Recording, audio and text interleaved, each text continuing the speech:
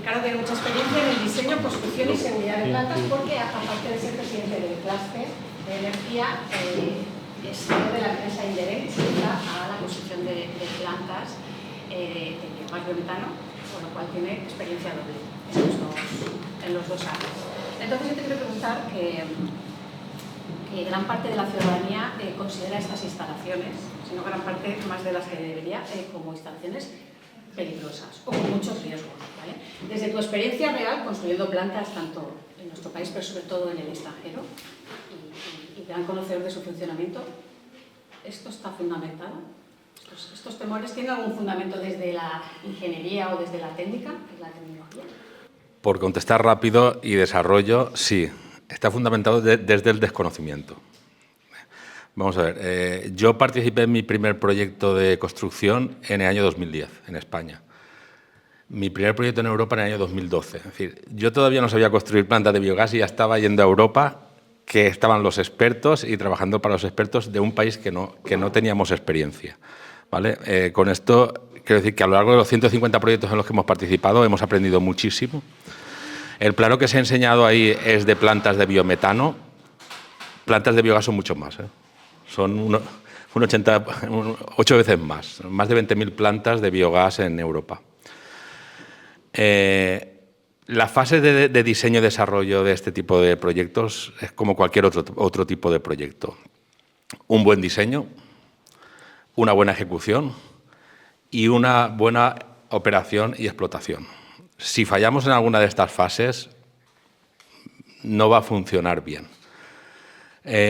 Actualmente en España, aunque empezamos en el año 2010, bueno, 2007-2008 a construir plantas, en el año 2012 se paró en seco. No teníamos 40 pequeñas plantas de biogás ejecutadas, principalmente por ingenierías extranjeras, que no sabían que aquí en verano tenemos 40 grados y que al sol se queman las cosas. Entonces, estábamos en la curva de lanzamiento de esta tecnología, repito, con ingenierías, grandes ingenierías europeas, pero que no tenían experiencia de trabajar en España, y esto se paró en seco.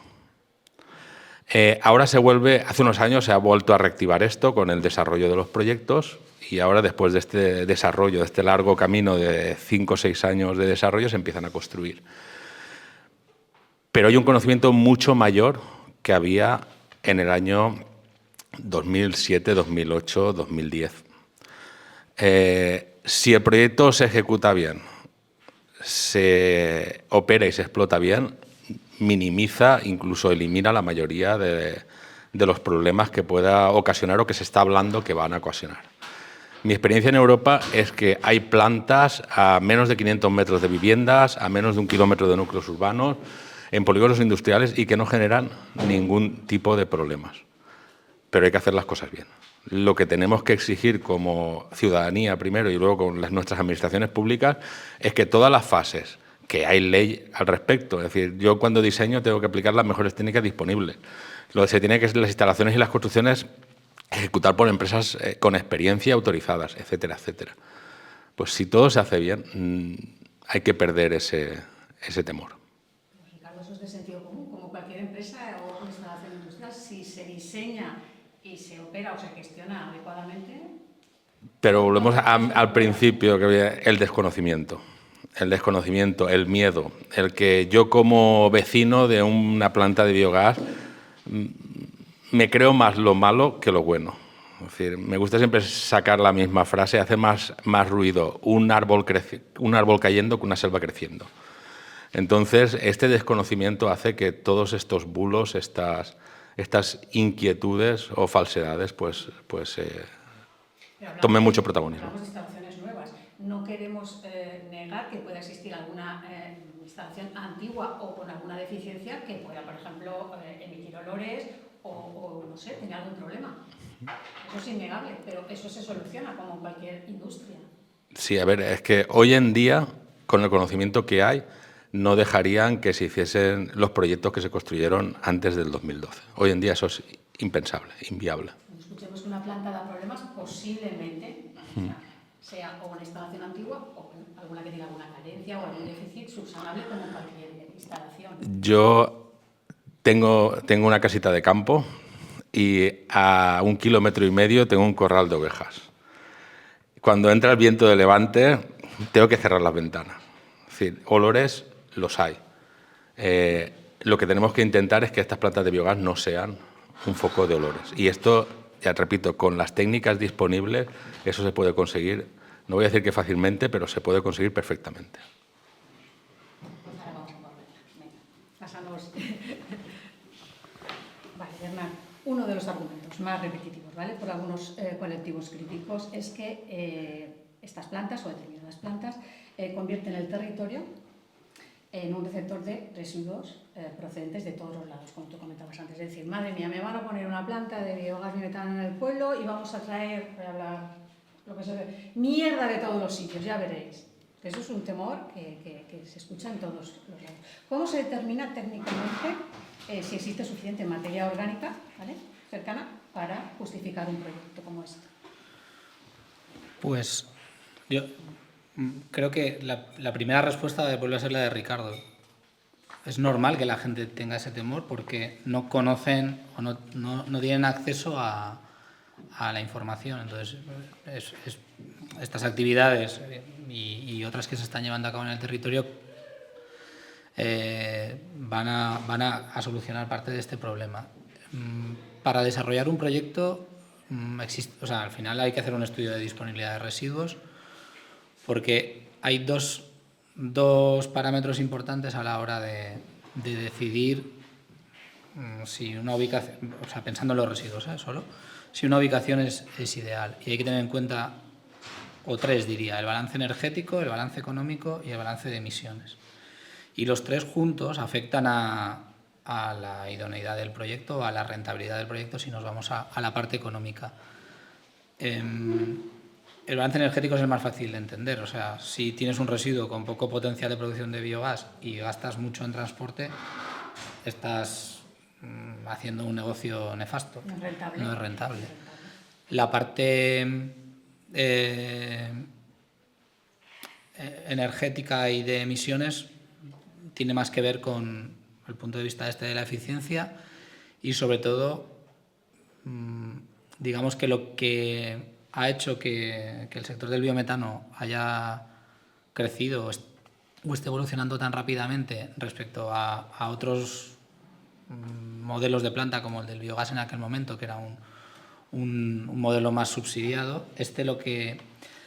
Lo que busca es la tangibilización de las externalidades medioambientales, es decir, todas las emisiones que se están mitigando durante todo el proceso se convierten en un valor que se tangibiliza en la prueba de sostenibilidad o el certificado verde. Es decir, el biometano vale lo que vale por dos componentes. Una, por la energía que genera, es decir, porque sustituye a un gas natural o a un diésel o a otra fuente de energía menos competitiva, y porque además permite descontar emisiones al consumidor que lo está consumiendo. Y estas emisiones, por así decirlo, es como una especie de mochila en la que tú vas demostrando que durante todo el proceso de generación del biometano, generar biometano reduce emisiones respecto a lo que se hacía antes. Entonces, si antes las deyecciones ganaderas iban a campo, producían unas emisiones. Si ahora las llevas a la planta de biometano, esas las estás evitando. Si el biometano se consume como sustituto del gas natural, estás reduciendo unas emisiones.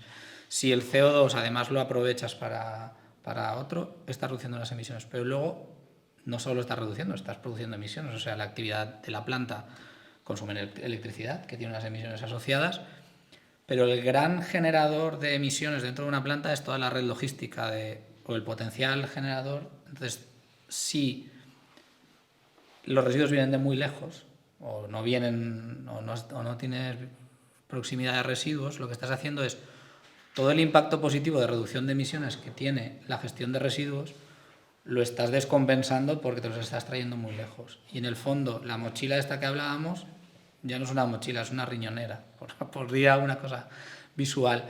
Y ese biometano en el mercado tiene muy poco valor, con lo cual te está afectando a la amortización de la planta y a la viabilidad del proyecto. Entonces, aquí se unen dos compromisos: el compromiso social de realmente me implanto en un territorio y vengo a solucionar un problema local o a integrarme dentro de una economía local para generar nuevas sinergias a través de los vectores que hemos hablado, agua, fertilizante y energía, pero luego está la parte interés de la planta, es decir, necesito que mi metano valga dinero. Vamos a la planta de India. Sí. Es que como tenemos un ejemplo claro, vamos a aterrizarlo en tierra.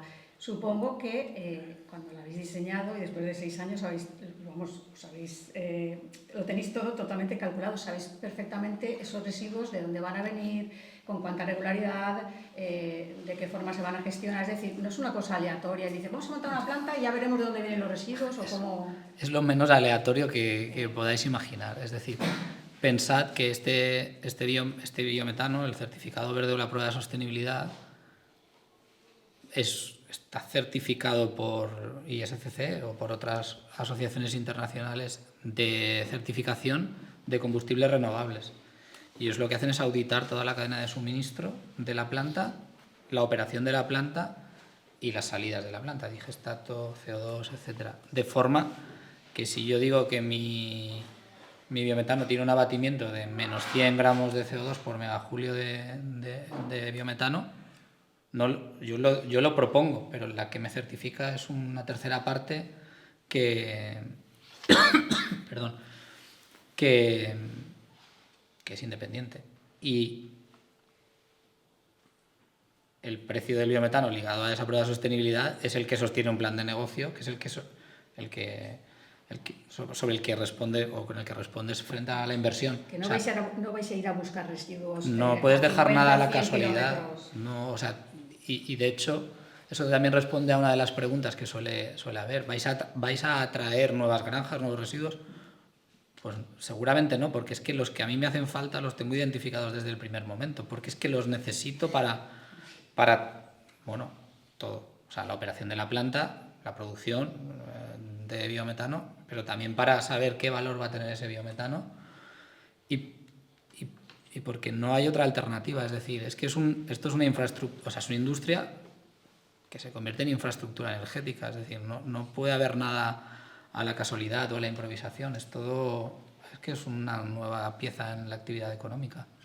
Está claro. Vamos a pasárselo a Ángel. Que duerme. Vale, Ángel, después de años investigando sobre procedimientos de gestión anaerobia, valorización de residuos, ¿qué parte del debate público actual sobre el biometano consideras más alejado de la realidad científica? Vale. A ver, sobre todo, de nuevo, nosotros como científicos hablamos de digestión anaerobia, tecnología, luego proyecto a proyecto, pues cada uno tendrá sus cosas, Dicho esto, es que hay que darle una salida a eso que hay ahí. Entonces es que al final estamos planteando que vamos a generar nuevos residuos, ¿no? Estamos dando salida a un residuo existente, ¿vale? Para valorizarlo y sacar provecho de ese que hay. Ojalá produzcamos cada vez menos y menos y ojalá desaparezca la digestión anaerobia en un futuro, ¿vale? Ojalá, ¿vale? Pero mientras tanto es una de las tecnologías que nos va a permitir valorizar lo que ya existe. Si vamos a vertedero, vamos a emitir metano y otros gases que ahí sí que pueden ser pues una exposición más prolongada, un poco más dañinos porque no están canalizados. En digestión anaerobia están canalizados, cerrados y los tenemos controlados. Si vamos a incineración, de nuevo lo que he dicho antes, no estamos recuperando todo el contenido o todos los materiales que podríamos recuperar. Entonces, necesitamos saber qué otra alternativa tenemos. O sea, si hay un debate, demos alternativas. O sea, las soluciones tecnológicas desarrolladas que tenemos actualmente, al menos desde mi corazón, porque yo soy de la tecnología, pues creo que la digestión anaerobia es la más eficiente. Entonces, eso es lo que yo considero que el debate debería pues abarcar un poco de una forma más realista. De qué alternativa pongo sobre la mesa si no quiero la digestión anaerobia. O sea, puedes estar en contra, criticar, dudar, cuestionar, pero... Y hay que vigilar, que se hagan las cosas bien. No puedes Y la negar que es una administración solución está correcto. sostenible. Y cuando esté, y lo que acaba de comentar, desde todas las fases del proyecto, desde la concepción tiene que estar todo muy bien planteado. Que toda la licitación, la autorización ambiental integrada, etcétera, que esté bien fundamentada, que sea clara, transparente, que no haya de lugar dudas, porque cuando hay alguna duda sobre eso, ya luego el debate se enmarrana, ¿vale? Entonces, perdón por las palabras también. Luego hay que hacer una muy buena construcción para que todo no tenga, pues que los impactos se minimicen. Y luego un seguimiento y vigilancia adecuado. Si todo se hace bien, la tecnología es fantástica. Vamos a hacer un supón. Supongamos que de repente dejamos de producir más residuos. Nos quedamos con los que se están produciendo con el consumo y la producción de hoy en día, ¿vale? Es un supón muy ambicioso y muy... O que lo reducimos. ¿vale? Con lo que tenemos ya podríamos seguir con este modelo y tener X, yo no voy a decir nunca el número porque yo no lo sé, X número de plantas de biogás suficientes para solucionar el grave problema medioambiental, producir gas renovable, ¿vale? Y potenciar la independencia energética, bla, bla, bla, es decir, todos los impactos positivos que ya conocemos. Es decir, solo con lo que ahora se produce ya sería suficiente. Solo con lo que no sabría decirte si es un 30, no 50. Residuos para mantener No, que lo que hay que hacer es reducir los residuos y con los que hay valorizarlos. Dicho esto, con lo que hay ahora mismo, que no tiene la tendencia, no me parece que sea que vayamos a reducir o cambiar hábitos de consumo, ¿vale? Ni vayamos a reducir la población de repente como para producir menos a volumen global.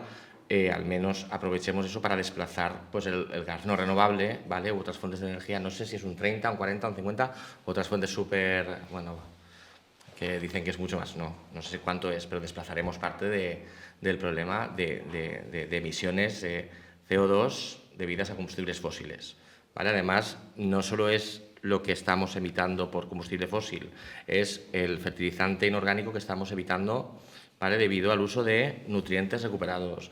Son otras cosas que hay que favorecen la huella de carbono global y personal de cada uno de nosotros. Porque esta pregunta se me acaba de ocurrir que la podía responder perfectamente Ricardo. De todas las plantas que se están diciendo que se van a construir o que se quieren construir en España, no sé, 200, 300, es que no sé, aún así no serían tantas comparadas con las de Europa y yo creo que residuos suficientes en España se producen para ese número de plantas. Hablan de que se está sobredimensionando el problema y que hay una burbuja, ¿vale? A ver, no se va a construir ninguna planta de biometano o de biogás que no tenga asegurado el residuo. Nadie va a hacer una inversión si no tiene asegurado el residuo, porque sin residuo esto no funciona. Y si no funciona, pues nadie va a hacer una inversión de 10, 15, 20, 40, 80 millones de euros que hay plantas si no tiene asegurado el residuo. Si se diseña y se propone es porque hace falta. Y en esos municipios donde ha saltado la alarma que nos quieren poner 3 plantas, 2, 3, 5 en un mismo territorio, eso me imagino que la administración tendrá cierto control. Ahí la administración tiene que regular, pero si se plantean es porque hay muchos residuos en esos municipios. No hay que particularizar en un municipio. El radio de acción de estas plantas no sean 10, 20, 30 kilómetros, pero que eso es que en esa zona hay muchos residuos. Eso es otra de las... Y descentralizadas. Sí, es otra de los críticas, dudas, temores que se están planteando en el debate social, ¿no? Municipios donde de repente pues, se plantean varias plantas y bueno, la gente dice que no hay residuos para tanto. ¿Te puedo hacer una aportación? Pues claro que sí. Ojalá hubiera muchísimas plantas para que entonces el transporte no fuera un problema y entonces nos estuviéramos moviendo camiones para que sea sostenible o económicamente viable, depende del objetivo de cada uno. Ojalá fueran muchas y muy distribuidas y muy descentralizadas. Eso significaría que ya estamos aprovechando toda la materia orgánica y realmente pues está repercutiendo en... Sí. Además, el número no es el problema. Si están bien, como dice Ricardo, diseñadas y operadas, podría haber un montón de plantas, porque no darían ningún problema. Sí. Yo que quería hacer una aportación, yo con los datos que hemos mostrado ahí, hay un mapa donde viene el potencial de producción de biogás en España, hombre, que sería al máximo con todo tipo de residuos, etcétera, viene a ser por encima del 40% del consumo de biogás. Pero en estos momentos la cantidad de biogás que se está generando está por debajo del 1% del consumo de biogás. O sea, tenemos una capacidad de producción 40 veces mayor, que de esa 40 veces mayor igual es el máximo, no sé qué, pero igual 10, 15, 20 veces más fácilmente. Entonces, no es un problema de que estemos sobredimensionando, que estemos poniendo muchas plantas, sino que realmente luego hace falta muchas plantas para gestionar. También es verdad que parte de esos residuos se pueden gestionar de otra forma. Desde mi punto de vista, y como comentabas tú, yo prefiero digestión anaerobia a incineración o a combustión, llámale como quieras. Pero hay otras opciones. Pero desde luego no es un problema de eso. Y luego creo que hay otro tema cuando se habla, en un municipio se están poniendo 3 plantas. yo no sé si realmente hay 3 proyectos o hay 3 empresas que están haciendo prospección a ver cómo va el tema. Yo no sé muy bien cómo igual... Sí. Yo entiendo que a lo mejor 3 promotoras han ido al ayuntamiento a proponerle una planta. Sí. Entiendo, y entonces, bueno, pues ha saltado la Prospección. alarma. Prospección. Claro. Sí. Pero no me extraña, yo también me alarmaría si en España solo tenemos 20, bueno, las que tenemos poquísimas, comparado con lo que hay en Europa, a lo mejor 3 en un mismo territorio nos parecen muchísimas. Claro, esto es una cuestión también de proporción. Sí. Te quiero seguir preguntando a ti, Pedro Antonio, porque se habla del digestato y de sus posibles riesgos, ¿vale?, ambientales, que si va a causar más contaminación, que solucionar un problema. Pero hay una cuestión muy importante que se ha puesto de relevancia últimamente, dada la situación geopolítica, y es la escasez y el alto precio de los fertilizantes químicos, ¿vale?, y que el digestato podría jugar un papel muy importante como solución, aparte de darnos, digamos, una mayor independencia, no tener que importarlo de otros países, de fuera de Europa, tendríamos la solución en casa. Sí, yo además luego preguntamos, a ver, el digestato es un problema. Vamos a ver, ¿qué se hace con los purines que no se llevan a digestión anaerobia? ¿Qué se hace con ellos? Se tiran. Se tiran sin más. Y eso sí que es un problema. La Unión Europea hace muchísimos años que tiene directivas sobre contaminación de acuíferos por nitratos. Es uno de los problemas más importantes. ¿A qué se debe? Al exceso y la cantidad de nitrógeno que se puede utilizar en el campo de abono está estrictamente regulado. Entonces, eso es un problema. O sea, pero no es un problema que vayan a generar el digestato, es un problema que existe por una mala gestión de esos purines. Yo creo que, además, tampoco es que tenga, pero a mí me da un poco la idea, si un ganadero gestiona sus purines a través ya de una planta donde parte de la materia orgánica ya se transforma en biogás, donde luego tendrá que hacerse cargo de alguna forma de ese compost o ese residuo que se ha obtenido, y yo creo que lo puede gestionar de una forma mucho más consciente. Y luego tenemos el tema que no sé quién ha comentado, no sé si ha sido tú, cuando yo tengo el compost no es lo mismo que si tiro el purín. Lo primero, tiene menos materia orgánica, va a tener una evolución menor, es mucho más fácil que se fije, está estabilizado, sí, es mucho más fácil que se fije el nitrógeno, ya viene de un sitio que está controlado, sé más o menos. O sea, el ganadero, yo no sé si cuando esparce el purín sabe la cantidad de nitrógeno que está aportando o no, ¿no? Cuando viene de la planta ya le dirá, pues aquí tenemos un compost que tiene tanto porcentaje de nitrógeno, puedes añadir tanto por hectárea, ¿no? Entonces, como es sólido, exactamente, aparte de que está más estabilizado, cuando es líquido es mucho más fácil que percole, es mucho más fácil que ese nitrógeno llegue al acuífero. Cuando es sólido es más difícil. Entonces, yo creo que no estás generando un problema, sino que estás resolviendo en parte un problema. Y estás resolviendo otro problema que es como el de los fertilizantes. Los fertilizantes químicos no han existido toda la vida. O sea, bueno, algunos más o menos, pero es algo que es del siglo pasado. Pero antes eran más baratos y más accesibles. Sí, pero antes se utilizaban los residuos ganaderos como fertilizante, ¿no? Se han utilizado toda la vida. La gallinaza para que crecieran los tomates, por ejemplo, ¿no? Y ahora eso se cambió y eso generó un problema, porque añadimos el purín y añadimos los fertilizantes químicos. Entonces, hay quizá un exceso en algunos casos de nutrientes. Le pasamos a la cachatilla a Jessica. Vale, Jessica. Cuando en el debate público aparecen mensajes que relacionan el biometano con enfermedades, como hemos comentado antes, contaminación, degradación del territorio y tal, ¿cómo afecta todo ese contenido, muchas veces alarmista, en la percepción ciudadana? ¿Vale? ¿Y qué debería hacerse para construir confianza, que es a lo que tú te dedicas, desde el inicio en los proyectos? Es decir, sobre todo quiero que tú que estás más en el territorio, ese impacto negativo de esos contenidos alarmistas, ¿se pueden luego eliminar? Porque una vez que han hecho, digamos, el daño, quitarle a una persona un miedo a todos sobre algo, luego cuesta muchísimo.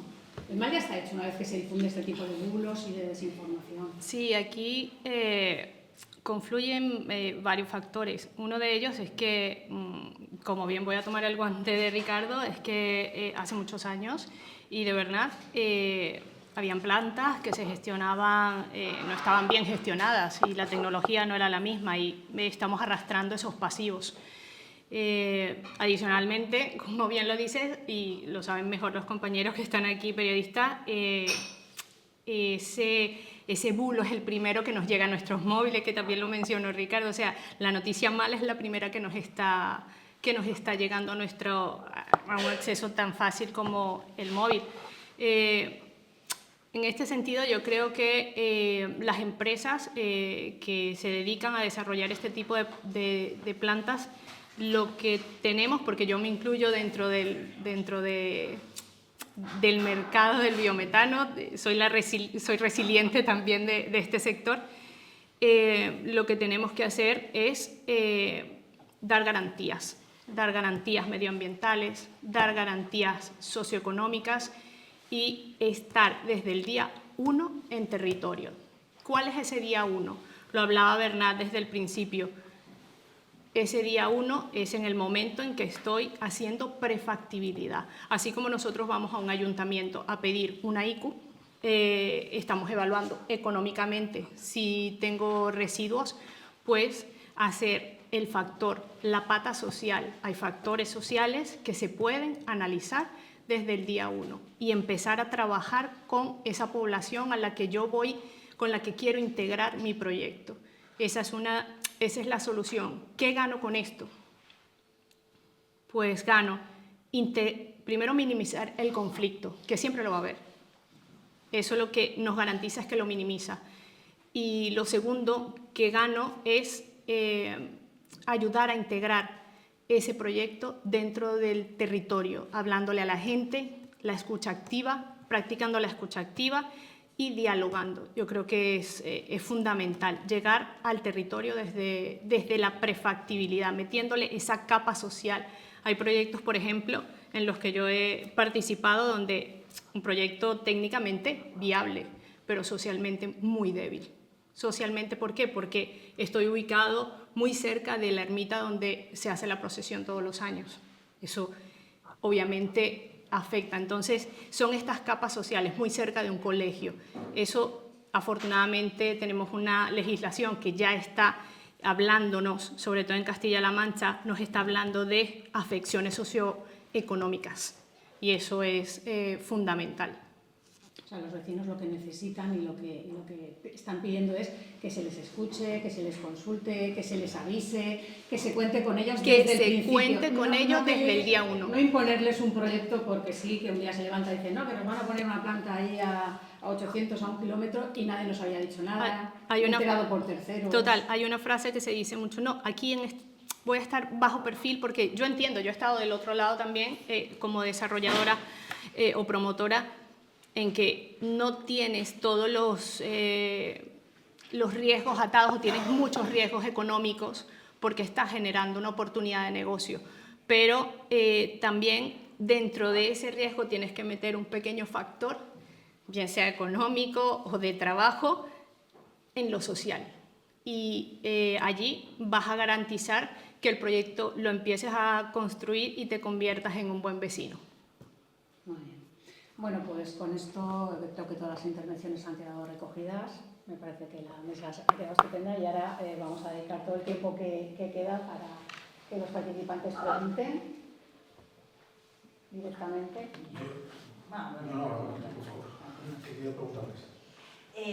Yo quería saber, digamos, un poco el mapa, una radiografía de cómo es la situación en España y a qué achacan, digamos, que haya ese desajuste respecto al resto de Europa, es decir, que tengamos tanto retraso en lo que es las instalaciones, o sea, la puesta en marcha de instalaciones, ¿no?, de plantas de biogás y biometano. Y que responda que no está para mal indicada. Bueno. ¿Y cuál es el potencial que tendría España? Es decir, aquí estaban hablando durante el debate de que no se sobredimensione, pero ¿cuántas plantas con la capacidad actual y la demanda, cuántas plantas se podrían construir en España y serían necesarias para que haya un ajuste, ¿no? Vale. Es curioso, pero los españoles somos bastante diferentes de nuestros vecinos de Francia, Alemania y vecinos de los Pirineos para arriba, por decirlo de alguna manera. En la tipología de proyectos nos parecemos más a los chinos y a los estadounidenses, americanos hay muchos, porque tendemos más a ir por la forma de inversión, tendemos más a proyectos grandes que a pequeños, porque los proyectos pequeños son otro tipo de inversores.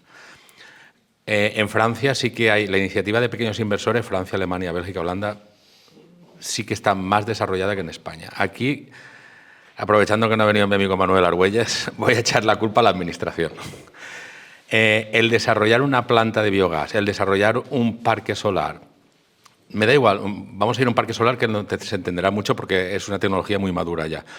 Me da igual desarrollar un parque solar de 1 megavatio que ocupa 1 hectárea que uno de 500 megavatios que ocupe 700 hectáreas. La tramitación dura lo mismo. Esto quiere decir que los costes de ingeniería no son los mismos. Es decir, a pequeña escala en este país cuesta mucho más desarrollar las cosas que a gran escala, ¿vale? Entonces, eso hay que entenderlo. Eso es así para casi todo. Y eso condiciona mucho la tipología de inversor que se mete en los proyectos. Al respecto de la potencia o la cantidad de residuos o la producción, el informe de Serigas habla de un 40% de capacidad. O sea, el biometano podría sustituir el consumo del 40% del gas natural. No me acuerdo cuántos teravatios era eso. 163. Vale. Gracias por el apunte. Eso es mucho, ¿eh? El país más desarrollado en estos momentos de Europa, bueno, el país que mayor cantidad de gas fósil tiene sustituido es Dinamarca, que tiene un 30%. Pero es que en España podríamos estar en 20 años cogiendo Dinamarca, porque aquí cuando tenemos que correr, corremos, repito, la ventaja que tenemos es que esto en Europa está muy bueno, en Europa y por todo el mundo. El desarrollo, la implantación de proyectos de biogás / biometano es ya una tecnología muy madura. Hay soluciones para casi todo. Entonces, en España podríamos implementar rápidamente tecnologías muy probadas en países de primer mundo. Ten en cuenta que el desarrollo de esto empezó hace 5 o 6 años. Se empiezan a construir ahora. Empezó hace 5 o 6 años. Hace 5 o 6 años se empezó a ver caldo de cultivo para que esto empezara a desarrollarse. Las grandes compañías energéticas llegaron a un compromiso con el Gobierno de que iban a invertir en gases renovables. La Comisión Europea cada vez quiere que los países tengan más gases renovables. Es decir, esto empezó hace unos años.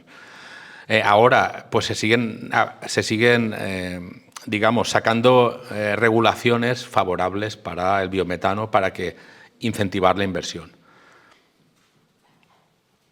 ¿Algo que aportar, seguro, Bernat? Yo solo por completar un poco la reflexión, digamos que la primera generación de plantas de biometano que se hizo en Europa, o sea, no sé decirte qué porcentaje, eran fruto de la conversión de plantas de biogás a plantas de biometano. Entonces, aquí como no había un gran número de plantas de biogás, esa primera etapa no la hemos vivido. Nosotros vamos directamente a las nuevas. Y como las nuevas han tardado tanto tiempo en tramitarse, pues llevamos esos 5 o 6 años de retraso. Luego hay ciertos países donde hay incentivos a la inversión, por ejemplo en Francia, en Italia, el ramal a la red de gas no lo paga la planta, sino lo paga el Estado. Entonces, bueno, pues sobre todo en las plantas pequeñas, eso también ayuda mucho al desarrollo de esa tipología de plantas. Y luego hay esquemas de feed-in tariff o de tarifa regulada, por el cual tú, simplemente por vender biometano, aparte del valor del mercado, hay como una especie de parte que la paga el Estado también, porque la vincula de alguna manera al cumplimiento de objetivos de reducción de emisiones de CO2 que la Comisión Europea ha marcado para cada uno de los Estados miembros. Entonces, bueno, en España los proyectos se desarrollan puro mercado, es decir, el valor del metano es el que te pague una contraparte, pero en un acuerdo comercial. No hay una subvención, no hay una prima. Sí que empieza a haber algunos programas de subvenciones, por ejemplo, Cataluña tiene, este año saca la segunda convocatoria de un plan de inversiones, pero son ayudas de subvenciones, que son ayudas directas a algunas partes. Sobre todo en este caso se han centrado a las instalaciones de digestato, o sea, para ayudar a que el digestato pues, se gestione mejor en las plantas de biometano. Entonces, creo que eso va a cambiar también un poco el ritmo de plantas. Y luego, a medida que haya alguna planta más y haya más divulgación y más información, creo que también iremos un poco más rápido. A nosotros, como os he dicho, en Castilla y León nos ha pasado. El mismo técnico, la misma persona no es el mismo técnico hace 5 años que ahora. Ha aprendido mucho, tiene más seguridad y también pues tramita más rápido, entre comillas, siempre manteniendo los tiempos que marca la normativa. Me gustaría apuntar que he tirado la culpa a las administraciones públicas y no he desarrollado. y ya veremos qué sale. Vale, importante remarcar que España es el único país de Europa que va a desarrollar el biogás sin subsidios estatales. ¿Vale? Eso ya lo ha dicho Bernat, ese es uno de los motivos. Los subsidios los da el Estado. ¿Vale? Pues en 2012, ministro de Industria Soria, del momento, suspendió las primas a cualquier tecnología renovable. Pues bueno, España, repito, poner en valor que es el único país que va a desarrollar, o está desarrollando el biometano sin subsidios. Y luego el tema de la tramitación. Por comparar con Holanda. En Holanda, un proyecto que se implante en un sitio donde no genera ningún tipo de afección, donde tiene todos los permisos y todas las autorizaciones, la tramitación se puede obtener en 16 semanas. Aquí no conozco ningún proyecto que se haya desarrollado en menos de 4 años. También eso condiciona a los proyectos pequeños y los grandes, lo que he explicado antes. Es decir, pues bueno, por ahí son las principales líneas.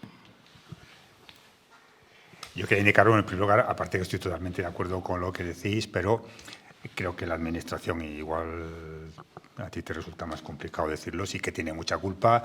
Has hablado del ministro Soria, podemos hablar del impuesto al sol, podemos hablar de otras cosas.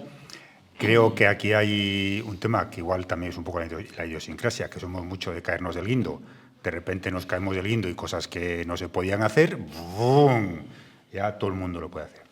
Creo que, por ejemplo, yo ya más en mi región, en el caso específico, por ejemplo, de purines, de la gestión de purines, hubo una época que fue, yo creo que justo antes de la crisis, el 8, el 12, no sé, bueno, por ahí, en el que la gestión como tratamiento de purines se hizo en base a evaporar. Que yo la verdad es que ahora no lo entiendo, en aquel momento tampoco lo entendía, pero es la tecnología que estuvo potenciando la Administración. ¿Qué pasó? Yo no sé lo que vendieron a los ganaderos, que aquello era un chollo no sé qué, pero desde luego no funciona ninguna planta, ni funcionó en su momento ninguna planta de esas, porque no tenía absolutamente ningún sentido, es que ya desde el punto de vista termodinámico, desde el punto de vista de cualquier balance mínimo que se hacía. Pero, y eso fue potenciado por la Administración. Yo creo que afortunadamente ahora la Administración en estos momentos, antes os he dicho que hay un proyecto de Real Decreto, que me imagino que ni saldrá ni no sé qué, acabaremos antes, no sé si en elecciones, en lo que sea, pero en el cual igual tampoco va a enviar subsidios, pero bueno, este ministerio sí que está potenciando mucho con la hoja de ruta del biogás, con una serie de apoyos, a veces no subsidiando, pero sí que forzando a ir por esa vía. Entonces, ahí la Administración tiene mucho que hacer. Entonces, ¿por qué se ha desarrollado en otros países? Pues en parte porque la Administración es. Y luego otros que tienen la culpa, que ponen la culpa, son las empresas. La digestión, o sea, el empleo de sistemas de digestión anaerobia para tratamiento de aguas residuales, por ejemplo, en España viene de los años 80, que se había desarrollado en Europa primero, años 70, por ahí, algunas plantas de estas. Todas esas instalaciones que se montaron en su momento, la primera creo que fue en Saica, la papelera Zaragoza, en Valladolid, la empresa Acor, que era una azucarera. En estos momentos existen montones de industrias de cerveceras. Entonces, si la digestión anaerobia es tan mala y produce tantos problemas de contaminantes, resulta que estamos tratando las aguas de una azucarera, que luego nos comemos el azúcar, nos bebemos la cerveza, no creo que tengamos... La cerveza puede generar otros problemas, pero yo de contaminantes no sé muy bien.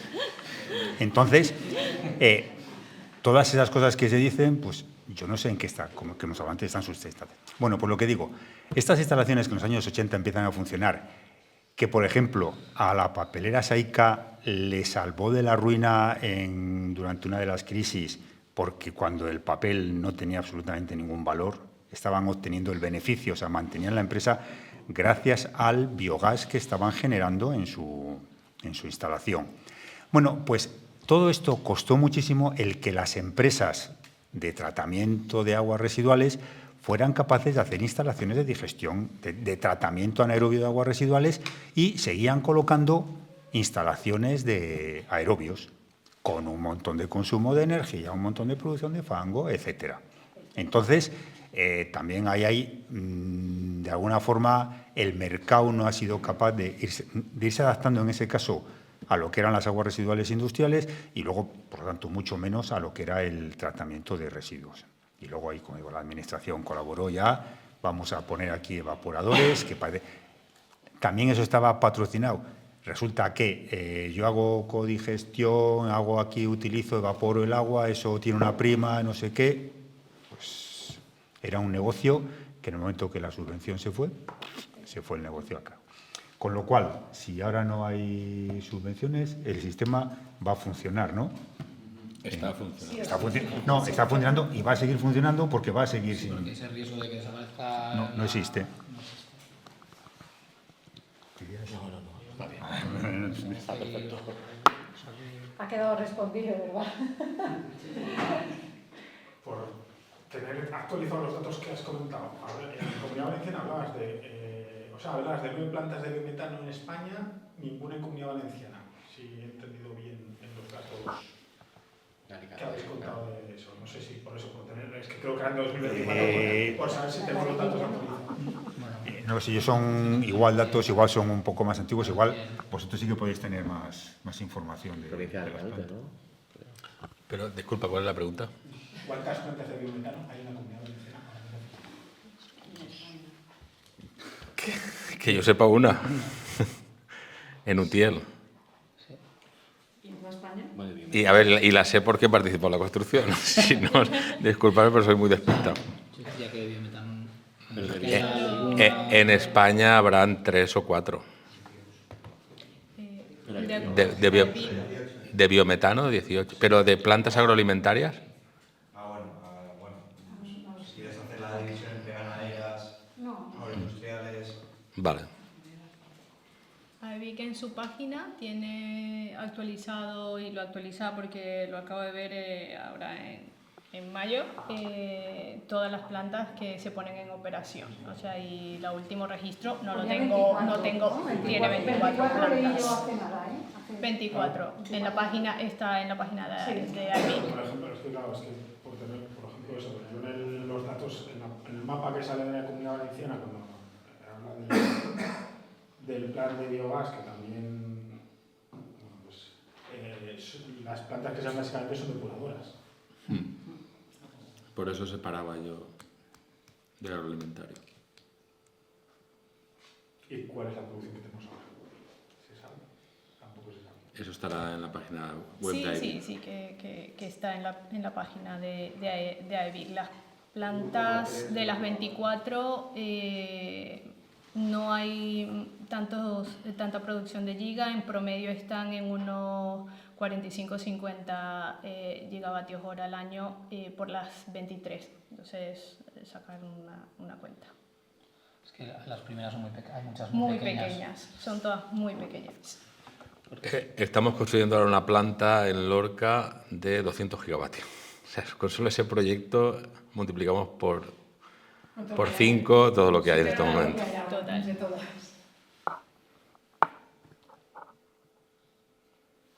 Y luego también habéis comentado que os ha costado tramitar 6 años el proyecto. Sí. Por ejemplo, en el caso de vuestro, eso me imagino que lo presupuestado entonces con el coste de ahora no tendrá que ver, me imagino. Imaginas bien. ¿Hasta qué punto se ha encarecido o aumenta y hay que comentar la inversión? O sea, digamos que de la estimación, la inicial igual era un poco naif, pero de la primera sí sería que se plantea hasta la que ahora mismo que estamos cerca, o sea, 29 con algo, son 30 millones de euros, pues hemos pasado de 22 a 30, o sea, más o menos. Sí que es verdad que los ingresos por la inflación y por ahí también se han ido mejorando, pero eso nos ha obligado a ir tomando también decisiones a la hora de acabar de cuadrar la dieta de los residuos. Pues, al final, esa evolución, bueno, optimizar la construcción, te puedes imaginar. Y bueno, pues si lo quieres ver desde el punto de vista positivo, hemos optimizado el proyecto porque realmente había que actualizar un plan de negocio de 2020-2021 a 2026 y además pues dando respuesta a algunas necesidades que han surgido durante la tramitación o nuevas normas, etcétera. Y sí, eso ha sido un reto, pero bueno, la obra está en marcha. Para nosotros es una satisfacción ver esto materializado, la verdad. En el caso de la de Sollana, ¿qué capacidad de lo que se produce de paja de arroz en la albufera, qué capacidad estimáis que puede tratar la planta? Buena pregunta, porque primero hay que ponerse de acuerdo en cuánta paja se produce en la albufera. Pero más o menos estamos hablando entre un 25 y un 35% de la paja que se produce en la albufera. Nosotros hablamos de 50.000 toneladas año, pero con una humedad concreta, porque la clave está en la humedad del agua. O sea, porque si la cuenta seca sale menos paja, si la cuenta es húmeda sale más paja porque lleva agua en la mezcla. Entonces nosotros hablamos de 50.000 toneladas de paja con una humedad no llega al 20%, por poner un número redondo. Más o menos como en Giria, en Sollana. Sí, más o menos.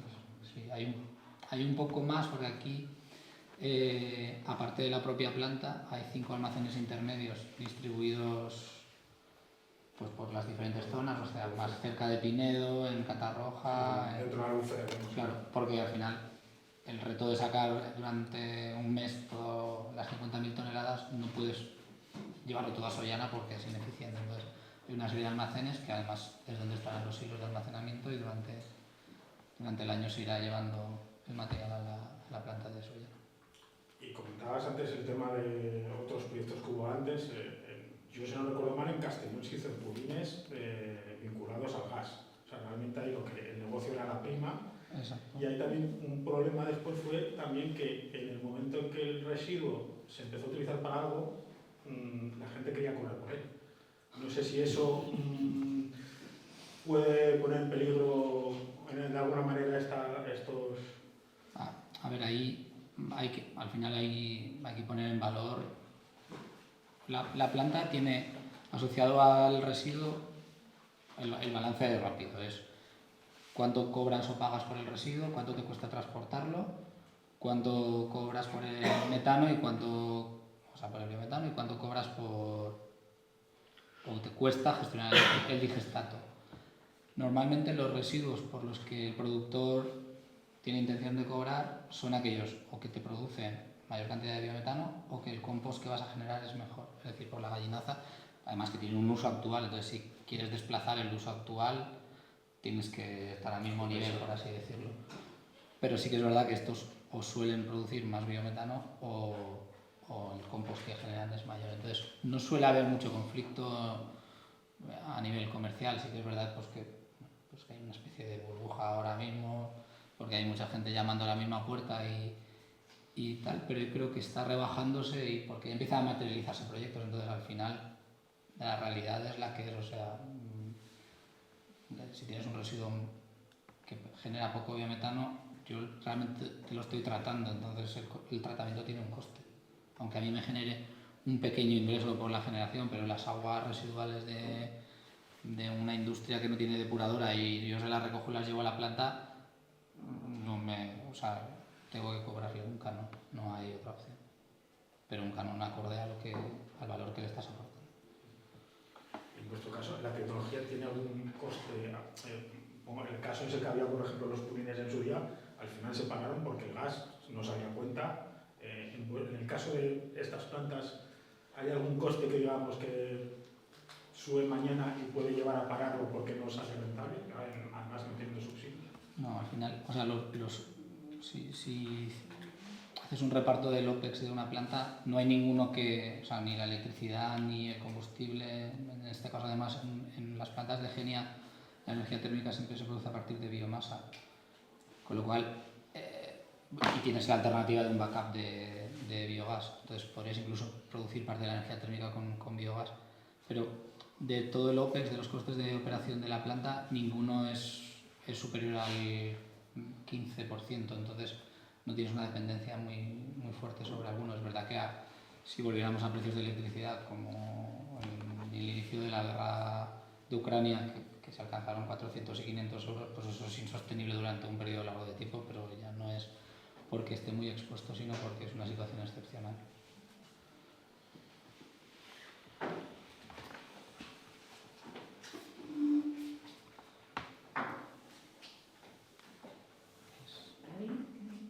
¿Una pregunta del tintero? ¿Ninguna duda? Aprovechar ahora que los tenéis aquí a tiro.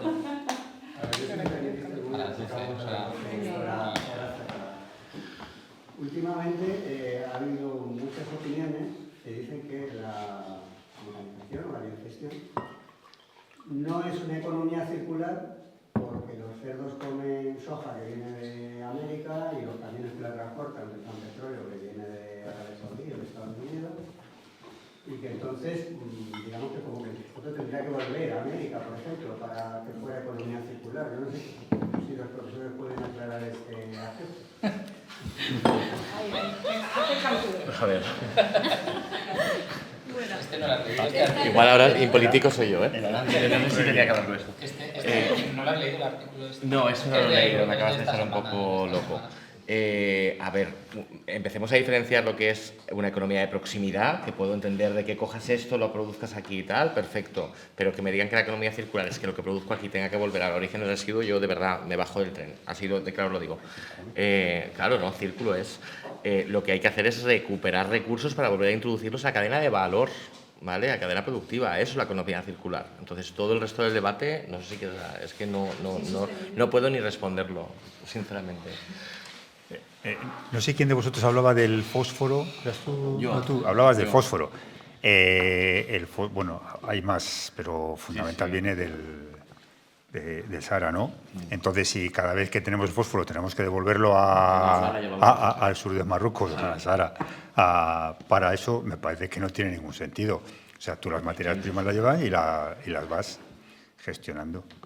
O sea, no tiene... Es que no es la descripción de la economía circular directamente, sí, lo que acabas de... Es un planteamiento que creo que no nos entra, ¿no? No, es que no podemos ni contestar. Desde el punto de vista académico, vamos. Bueno, a mí me gustaría, si me permitís unas palabras para cerrar. Vale, a ver, durante los últimos 150 años nos hemos desarrollado como sociedad, gracias a los combustibles fósiles nos hemos desarrollado como sociedad, hemos desarrollado nuestra economía, el transporte, etcétera, pero el abuso del uso de los combustibles fósiles es la principal causa del actual cambio climático.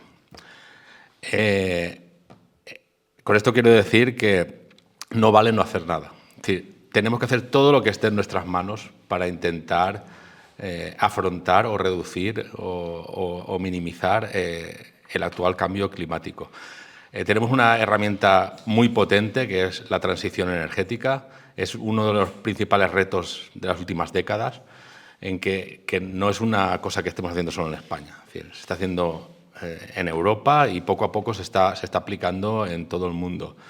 Y principalmente la transición energética se basa en el uso de fuentes renovables y no contaminantes, ¿vale? Tenemos que hacer todo lo posible para desplegar estas fuentes de energía renovables y no contaminantes para reducir o minimizar este cambio climático.